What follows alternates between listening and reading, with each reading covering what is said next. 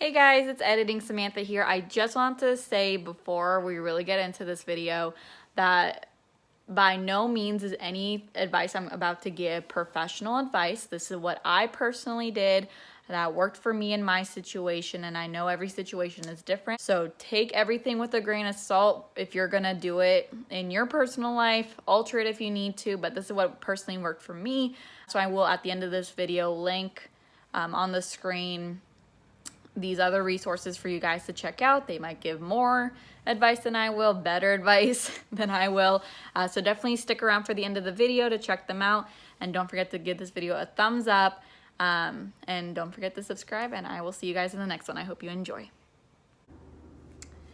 Hey guys, so I know I've taken a break. That was Max. I'm on the floor today. I usually sit over there on the couch, but felt like sitting on the floor today because I, did some yoga, so I'm like, I'm already here. But anyway, welcome back to my channel. I know it's been a few months since I posted, and I wanted to get on today because one of my older videos, and I'm sure a lot of you have seen it, is the one where I talk about being abused by my mom. If you haven't seen it, and if you're new to my channel, first of all, welcome. I usually don't do super serious videos like this, but that one just had a lot of feedback, and I'm still getting comments about it to this day. So I'll link it down below if you haven't seen it, so just check it out. A lot of people relate to it. But I want to talk to you guys today about how to find strength within yourself and how to come back from something like that. So I'm not going to talk about just myself. I'll talk about what I did personally, but like at the end of this video, I'll on the screen, you know how with those in some shows and stuff, they'll on the last screen they'll do like for the suicide helpline and other websites, like resources for you guys. I'll do something like that.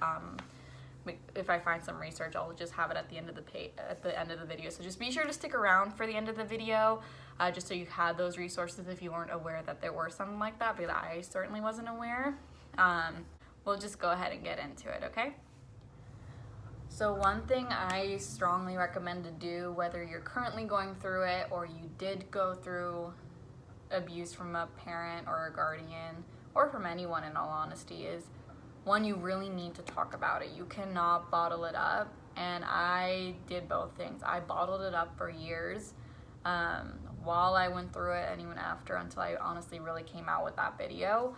Kind of touch on it with my best friend and Jimmy when we were dating, but you need to talk about it, because then it just helps you. It's a way for you to process what's going on and for you to realize it's not your fault that this is going on. And another thing is you need to as much as you can, whether you move out or you just avoid going home at all costs. And I'm not saying this is like professional given advice. I'm just saying what worked for me and what I think might work for other people if it's possible, is just to get out of the house as much as you can, whether it's completely move out and live with a friend or a boyfriend, girlfriend, whoever, or just don't come home a lot. Just when you're out with your friends, stay out late as possible. When I was in high school, I wouldn't come home until like maybe midnight, 1 o'clock in the morning, and she's usually asleep by then. So those are things that I did. I know a lot of you who currently are or have gone through it, despite whatever the situation may be, whether it's the same as mine, much worse, not as bad, whatever, I know you feel like you're at rock bottom. I know you feel broken, and I know you feel heartbroken and betrayed, because the person who's supposed to love, care for you the most and protect you, and the one you're supposed to trust with everything, basically broke you down and destroyed that. And now it's going to be hard for you, whether you realize it or not. It's going to be hard for you to form new relationships with people, especially considering they're not family. And you're going to have in the back of your mind, if this family member did this to me, why would the stranger do this? Like, be better. You know what I mean? And I know I went through that a lot. I self-sabotaged a lot of friendships. But you need to kind of be very self-aware of that, because it's very easy to have that wall up, and it's very, very hard to break it down. You, along with whoever you're with, whether it's a friend, significant other, whoever, you guys need to work together to break it down, because it is a shitty situation that a parent did that or whoever did that, but not everyone's going to do that. And that's one thing that took me a little bit to realize not everyone's going to treat me like that. So, you know, I would self-sabotage without even really realizing it until I kind of took a step back and reevaluated myself and my behavior. But you need to just not close off as easy as it is. You cannot close off if it's the person you're talking to about this, make that connection, make it a very strong connection.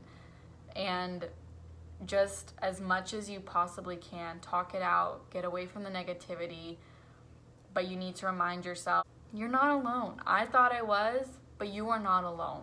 You always have someone to talk to, and even if you in your personal life don't, you can reach out to me. I will be that, I guess, beacon of light for you. I can be that escape for you, whether it's my videos, you comment, or you DM me on Instagram or Snapchat, whatever. You can talk to me if anything, you can talk to me if you don't have anyone else to talk to. And to build yourself back up and to get strength again, other than what I've already said before, you need to just kind of take those baby steps. That thing that really helped me and made it honestly feel like a weight was lifted off my shoulders, and I never actually experienced that feeling before until I did this, and this was after maybe 2-3 years of not talking to her. I think I touched base on it on my other video. Confronting your abuser. Now, don't get me wrong, if it's a physical abuse type of situation, this is probably not the best idea. So kind of take everything I'm saying with a grain of salt and make it work for whatever situation you're in. I never dealt with physical abuse, so I was easily able to, well, not easily, but I was able to do this without fearing that I'm gonna get the crap beaten out of me. And she was also overseas, so that's another thing. But whether it's over the phone, texting, or in person, confront or writing a letter and sending it to them, and they don't know where you live. I mean, my mom doesn't know I'm in California. But confronting your abuser, like I said, in not every situation, but in the situations where you know you are safe and you can, confronting your abuser is a very relieving thing. And you really will feel like a weight has been lifted off your shoulders. And I didn't feel that until I did that. And I actually felt so much better because I got everything out I needed to say. Now, does she apologize? No. She did her half-assed manipulative apology, but that's besides the point. But whether they apologize or not, if you end up doing it, don't expect an apology. If you get one, then great, I'm happy for you. But just kind of be prepared that you will not get an apology and kind of have the blame thrown back on you, because that's what happened to me when I did it. You need to ignore all of that. That's like extra noise. You need to ignore the extra noise and listen to what your heart and soul is telling you, what you need to say. So you need to confront them about what they did, how it made you feel, how it's broken you and torn you down, and how it's ruined other relationships for you, and whatever else applies to you of how it affected you, whether it's unfortunately self-harming or whatever, just eating disorder. Have to confront that person. Hey, A, B, and C, this is how you made me feel. This is what I did because of you. This is how things are going for me because of you. I don't trust anyone, whatever. Confronting your abuser will make you feel better 100%. Now, it's gonna still suck and it's gonna hurt, and you might reopen old wounds that you've healed, but you need to get it out if you haven't already. They might say nasty things back to you. You need to let it roll off your shoulders, which I know is easier said than done, but it's like, don't even read it at that point. Don't even read it. Say the nastiest words you can say if it will make you feel better. Whatever it is you need to do, you need to feel better. Write it all out on a journal, which I did at the same time. Write it, draw, paint, write a song, write a poem, sing, dance, whatever it is you do to feel better, that it makes you feel your most happiest, do it. Because it might suck in the beginning, you might be crying or on the verge of tears, but as soon as you start doing the thing that makes you happy, it'll reprogram your brain to make you feel better and just kind of snap out of it. But you need to find, I guess, a hobby or get a new job. Just have a new circle of just positive energy. You need to surround yourself with people who want nothing but the best for you, who push you to do better, that kind of thing, who support you no matter what, because you need that, especially if you've never really had that before from someone who should have been there for you regardless of whatever it may be. You need to have that. So whomever, maybe you need to find someone or multiple people, whoever, that will be your strength, who will be your rock when you need it the most. And you're gonna have those highs and lows. It's just like if you fall off the horse, if you have an addiction and you kind of go back, you 2 steps backwards does not mean you're back at square one. It does not. You're gonna have those highs and lows. So you need to just kind of just talk it out. You need to be more self-aware, not try to self-sabotage something that's going well for you, and just do whatever you can to let it all out. Your feelings, whether it's confronting the abuser or moving across the country like I did. But I think one of the biggest things that helped me is just kind of, aside from obviously confronting her and having that weight lifted off my shoulders, is just kind of really getting away from the negativity. Because you can get away and not do anything else that will make you feel better mentally. And you can see a therapist, which I think would be the best, but not everyone. Like me personally, I was not able to afford it because I didn't have insurance at that time. I was just in high school. Just really getting away from that negativity will help you so much. Whether you, like, if you're gonna take anything away from this video, take away that you need to talk to someone, and take away that you need to get away from the negative. You need to get away from that toxic person. And I don't care if they are dying of cancer, they swear they've changed their ways. Like, I'm sorry, no. If they truly did change their ways, then okay, then, you stay with them. But if they're gonna be manipulative, you have to stay away. And surround yourself with better people, because that's what I did, and I have never felt happier. I have Jimmy, I have Max, which is my dog. I'm in California with a new work team that I just adore so much, and they're all positive, and my manager knows what happened with my mom. I opened up to her, and I feel better because, one, I don't just have my husband and my best friend to talk to. I have my manager I can talk to whenever I'm feeling like have my low days, which I actually have not had a lot of. I have not had a lot of. Anyway, I haven't had a lot of them, if any at all. And when I do, I usually talk to Jimmy, and it's only if I hear like a song or something that makes me think of how I feel or whatever. But the final thing that you need to do, and I actually haven't even done it yet, is you need to forgive the person. And I'm not saying say it to their face or text them, whatever. You don't need to tell them you forgive them, but you need to let yourself forgive them and accept the fact that you probably will never get an apology. I've accepted that I won't get an apology, but in my heart, I have not forgiven her. And I know I need to do that to be fully over this hurdle of past abuse.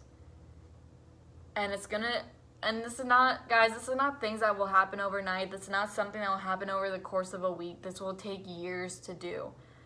I left home when I was 18 and I'm 22. It's been 4 years after the fact, and I still can't find it in my heart to forgive.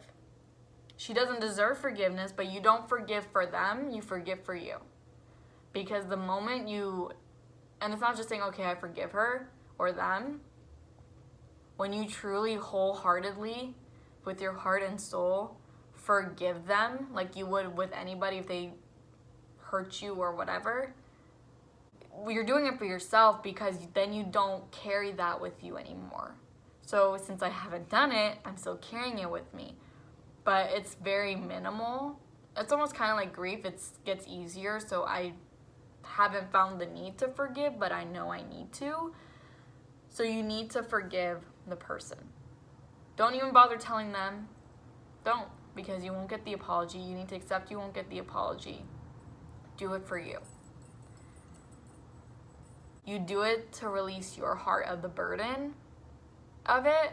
Now, I'm not saying I forgive the person, boom, I feel better, let's move on with my life. No, you continue to move on with your life. You need to do it because that person is not benefiting, or it's not hurting them that you're not forgiving them. It's hurting yourself, because the fact that they're able to do this to you, they're not bothered, and I think a lot of people need to accept that.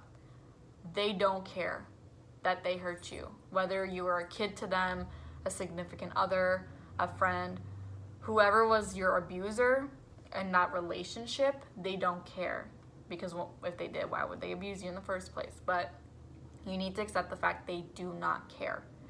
They might be manipulative like my mom was and still is, and say they love you or whatever. No, that is not what love is. So you need to accept the fact you will never get an apology, and they don't care if you forgive them or not. They don't care. You cannot fix a person like this. You can't. And I know it's easy to think that, especially if it's a significant other, like a spouse or a girlfriend, boyfriend that's doing it to you, but you cannot fix them. You are not the magic pill. You are not the magic potion for this. You need to take care of yourself and accept that you will not have an apology. You will never get an apology, and just forgiving them is what you're gonna do to make yourself feel better. That's what you need to do. That's what I need to do. So see, I'm not perfect. I'm still working on it at 22 years old, thousands and thousands of miles away from her, and I still can't forgive. And I'm working on it. Alright guys, so well, Max came because he's such a good boy. He knows when I'm upset or anxious. Same with Jimmy, and he'll come by and just sit on our lap and lick us. So if you made it through this whole video of me rambling, and I'm gonna try to clean it up in editing, hopefully it makes sense. I'm hoping. But if you made it this far, thank you, and I hope it helped you. Just stick around to the end, because I'm gonna put on the screen some resources, websites or phone numbers, whatever I find that might help you guys. But thank you so much for watching. I will see you next time in whatever video I end up doing. So have a good one. Say bye, Max.